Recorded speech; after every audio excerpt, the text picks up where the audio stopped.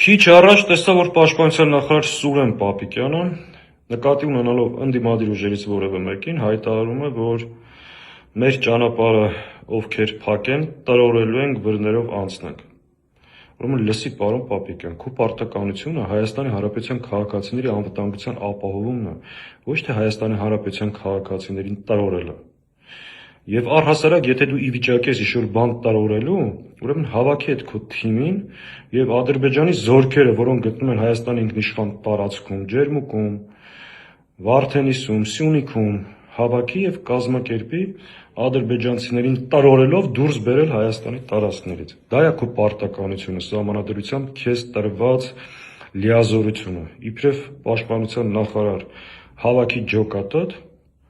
ասեն կարող է սկսել Ջերմուկից ներգրավես Վայոց-Ձորի մարզպետին, ով նաև քաղաքացիներին տրորելով ձայն ապահովում ձեր համար, ու կազմակերպի այդ գործընթացը։ Թե չէ մեծ ափր-ցփր խոսելով հոչի կատարի սահմանադրությամբ քեզ տրված լիազորությունները, ապահովի Հայաստանի տարածքային ամբողջականությունը։